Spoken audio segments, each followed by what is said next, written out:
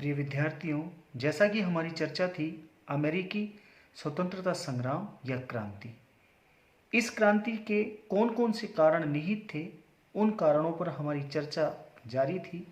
इसी क्रम को आगे बढ़ाते हुए इसके जो अन्य कारण निहित थे उनके संबंध में यह जानकारी प्राप्त करेंगे, जिसमें आर्थिक संघर्ष की जो बात कही गई है कि आर्थिक कारण कौन कौन से थे जिसके परिणाम स्वरूप अमेरिकी क्रांति की एक पृष्ठभूमि तैयार हुई।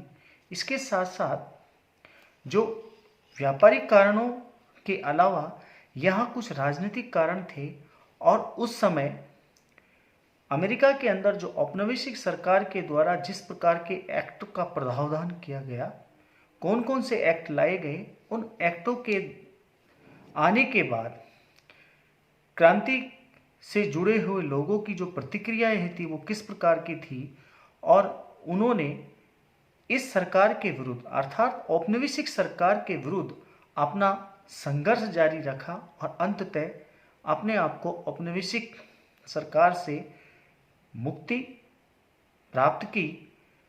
वो कौन कौन से एक्ट हैं और उन एक्टों के माध्यम से किस प्रकार की क्रांति की एक ज्वाला जो भड़की, उसके संबंध में हम चर्चा करेंगे।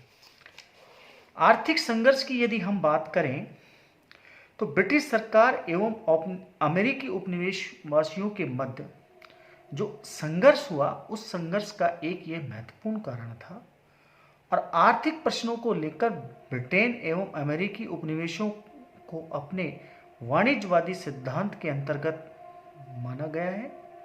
वाणिज्यवाद की अवधारणा के अनुसार ब्रिटेन का यह मानना था कि उसके अमेरिकी उपनिवेशों का मुख्य उद्देश्य मात्र देश के अर्थात ब्रिटेन को लाभ पहुंचाना है। ये उपनिवेश इसलिए हैं ताकि उनसे ब्रिटिश उद्योगों के लिए कच्चा माल प्राप्त किया जा सके तथा ब्रिटेन से तैयार माल जो पका हुआ माल है उसे खपाया जा सके। साथ ही इन उपनिवेशों को ब्रिटेन की अतिरिक्त जनसंख्या के लिए निकास क्षेत्र के रूप में भी देखा जा रहा था। अमेरिकी उपनिवेशवासियों को यह स्वीकार्य नहीं था कि ब्रिटिश जो वाणिज्यवादी हितों की पूर्ति के निमित्त मात्र बन जाए। इंग्लैंड की सरकार ने अपने वाणिज्यवादी हितों की सुरक्षा के लिए अमेरिकी उपनिवेशों के लिए अनेक प्रकार के अधिनियम पारित किए। इन अधिनियमों से अमेरिका वासियों में आर्थिक असंतोष उत्पन्न हुआ और इस स्वतंत्रता संग्राम के ये महत्वपूर्ण कारण बने।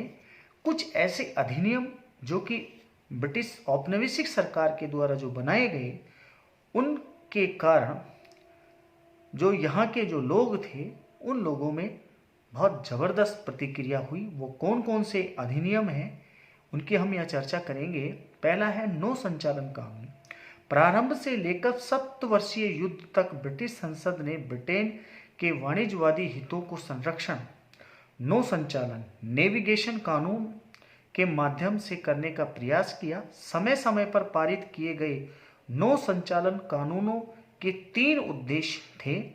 ब्रिटिश उपनिवेश अपना व्यापार ब्रिटिश जहाज़ों के माध्यम से ही करेंगे। अधिकांश सामान की खरीदारी अपने मातृ देश से ही करेंगे तथा वे अपना अधिकांश विक्रय भी मातृ देश को ही करेंगे। इन सब गतिविधियों का स्पष्ट प्रयोजन औपनिवेशिक व्यापार के निमंत्रण के द्वारा ब्रिटिश व्यापारियों को लाभ पहुंचाना था।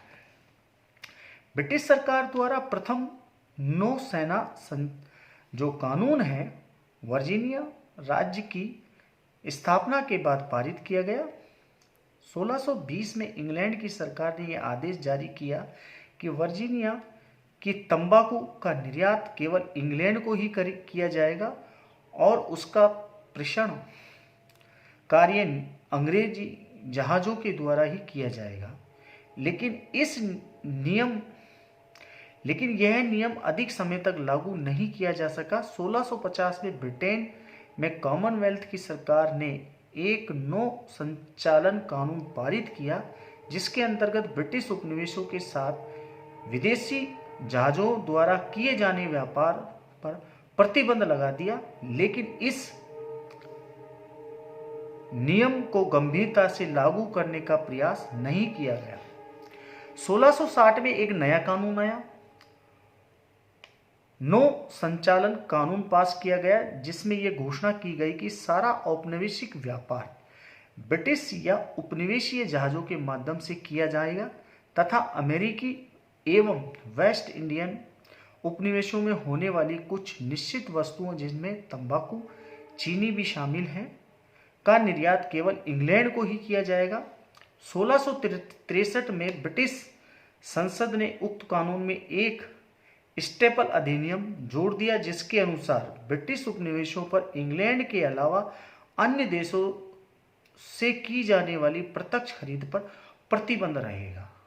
तो ये जो नियम बनाए गए वो ब्रिटिश संसद के द्वारा वो इंग्लैंड के व्यापारियों के हितों को ध्यान में रख करके ही बनाए गए, इनसे कि इन्हें ज़्यादा से ज़्यादा मुनाफा हो सके।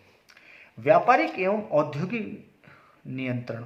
ब्रिटिश संसद ने अनेक अधिनियमों द्वारा अमेरिकी उपनिवेशों की व्यापारिक एवं औद्योगिक गतिविधियों को ब्रिटेन के आर्थिक लाभ में वृद्धि के उद्देश्य से नियंत्रित करने का प्रयास किया। 1696 में ब्रिटेन के उपनिवेशों के आर्थिक विकास को नियंत्रित करने का कार्य एक नवगठित बोर्ड ट्रेडर एंड प्लांटेशन को सौंप दिया गया, जिसे अमेरिका संबंधी मामलों में बड़े विस्तृत अधिकार प्रदान किए गए।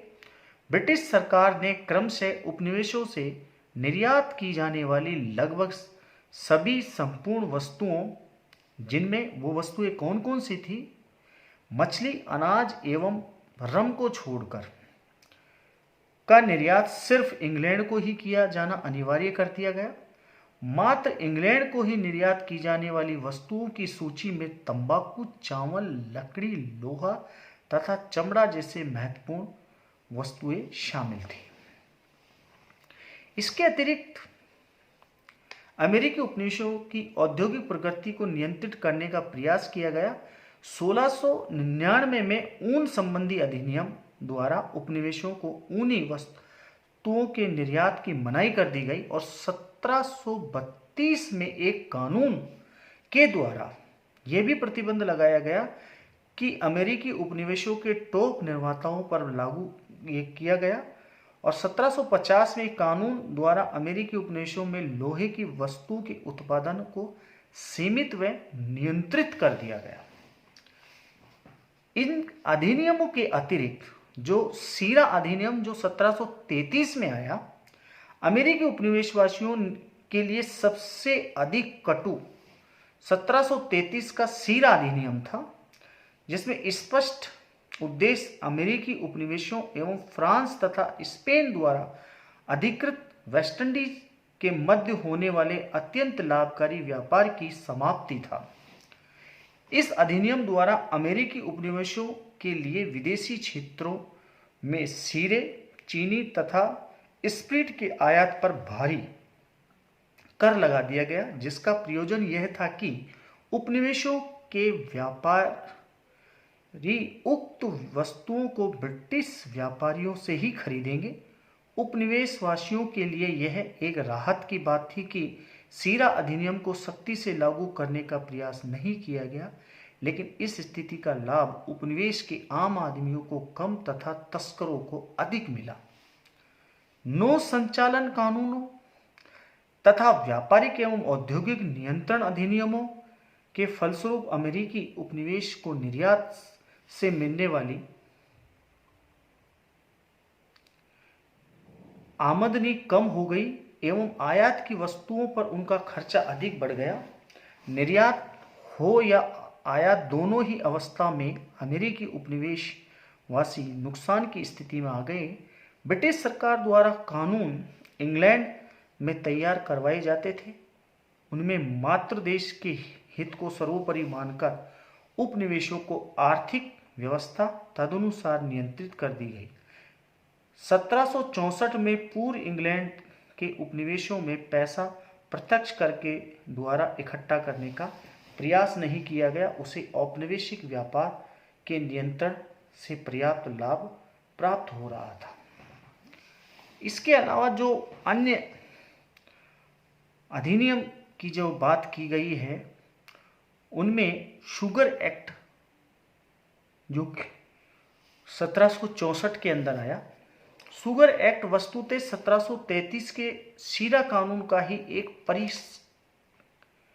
परिष्कृत रूप था। ये शुगर एक्ट क्या है? शुगर एक्ट के बारे में जो बताया गया है कि इसके द्वारा अमेरिकी उपनिवेशों में फ्रांसीसी एवं स्पेनी वेस्ट इंडीज से आने वाले शीरे पर आयात कर की दर 6 पेंस प्रति गैलन से घटाकर 3 पेंस प्रति गैलन कर दी गई।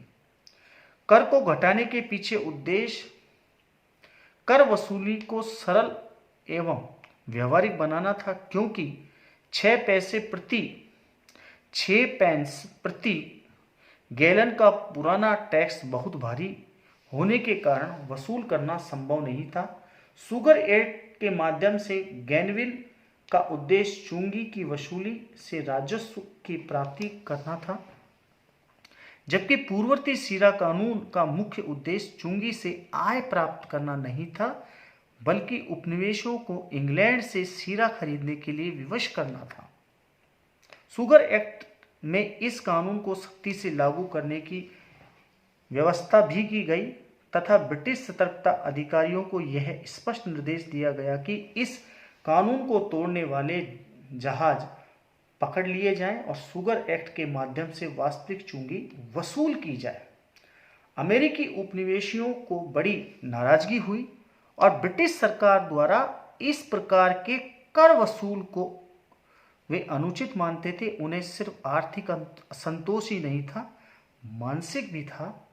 1764 में ब्रिटेन से अमेरिकी उपनिवेशों में आयात किए जाने वाली कुछ वस्तुओं पर टैक्स 2.5% से बढ़ाकर 5% कर दिया गया।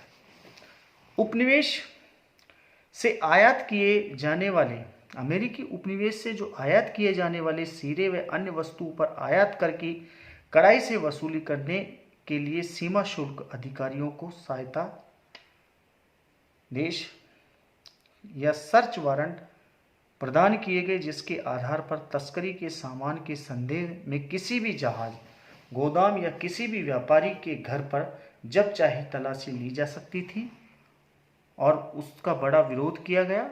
विशेषकर बोस्टन में, जहां पेशे से वकील जेम्स ऑटिस नामक व्यक्ति ने इस अमेरिकी नागरिकों के मूलभूत अधिकारों का उल्लंघन इसे बताया। अब बात करेंगे हम स्टैम्प एक्ट और इसके बाद हम बात करेंगे टाउनशेंड का कर अधिनियम और बोस्टन टी पार्टी की घटना। इन के संबंध में हमारी चर्चा आगे जारी रहेगी। धन्यवाद।